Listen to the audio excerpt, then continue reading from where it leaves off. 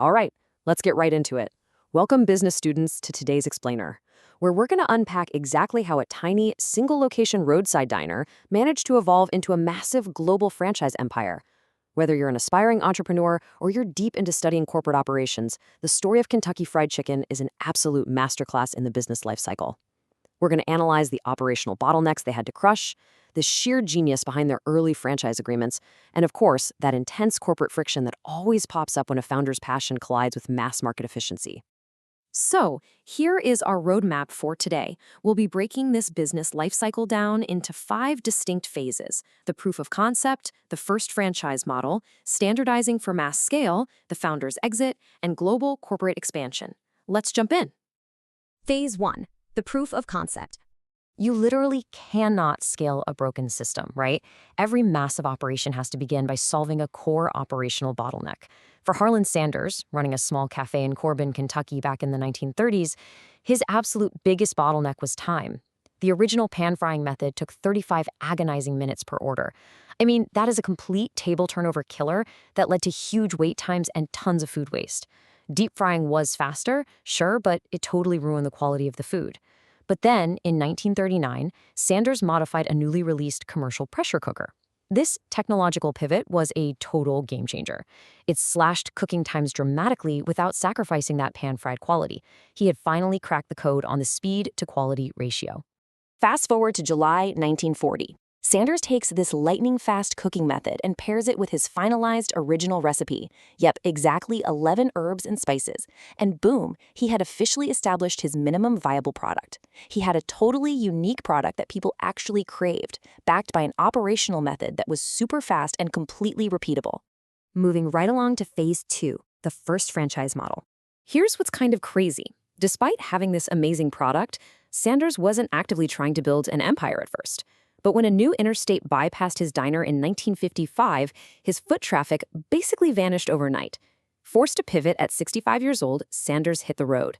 And notice this, he wasn't really selling chicken anymore. He was licensing an entire operational system and a brand identity to independent operators. He set up this really simple agreement where owners paid him a franchise fee of just 4 to 5 cents per chicken sold. In exchange, they got the secret recipe, the pressure frying method, and the right to use his growing Colonel Sanders persona. He had effectively built a highly scalable IP licensing model with incredibly low overhead for himself. This brings us to a huge lesson for all you future franchisors out there. Your earliest adopters often write your operational playbook. The early growth of the brand relied super heavily on the hustle and innovation of first-wave franchisees. Take Pete Harmon in Utah. He actually coined the name Kentucky Fried Chicken and invented the iconic family bucket meal just as a way to push more volume.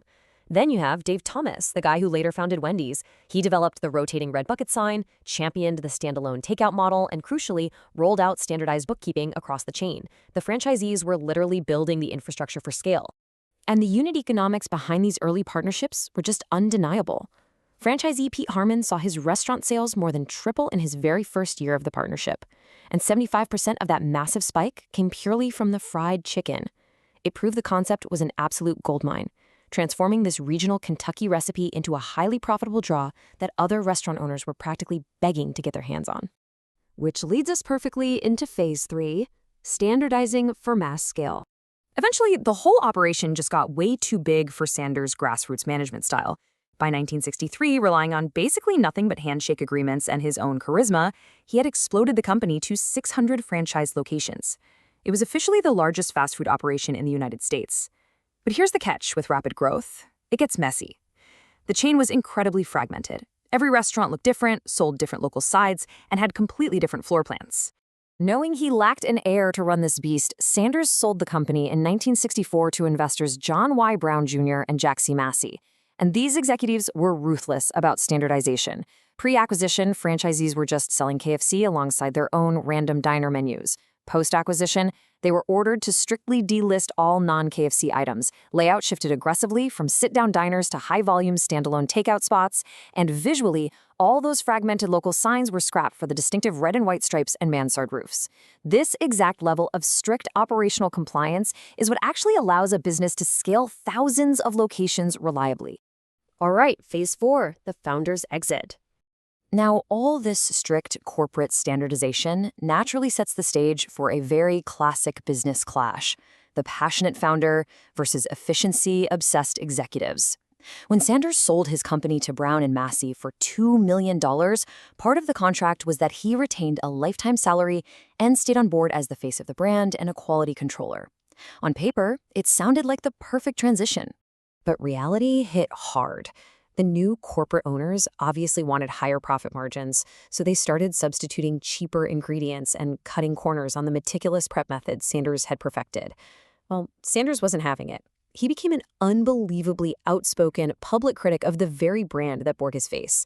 He was actually going to reporters and saying things like, "My God, that gravy is horrible. They mix it with flour and starch and end up with pure wallpaper paste." Can you imagine? Things got so toxic that it escalated to full-blown legal action in 1973, with Sanders actually suing the new corporate parent company, Hublane, for $122 million over image misuse and quality control. For you business students, this is a glaring lesson in brand risk. Keeping a founder around as a corporate mascot is incredibly dangerous if their uncompromising quality standards suddenly clash with board-level cost-cutting. The brand was literally fighting a war against its own face.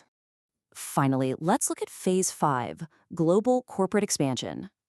So despite all the internal drama, the bad press, and the founder's very public grievances, the underlying operational machine was simply too powerful to fail. Just look at how this asset transformed from a scrappy entrepreneurial venture into a highly traded corporate puzzle piece. Acquired by Brown and Massey in '64, flipped to Hublane in '71 for $285 million, grabbed by PepsiCo in 1986 for a whopping $850 million, and eventually spun off into the massive conglomerate we know today as Yum Brands. Each new corporate owner basically layered their own global scaling strategies right on top of the base model. And what fueled all those massive buyouts? Absolutely chaotic, staggering growth.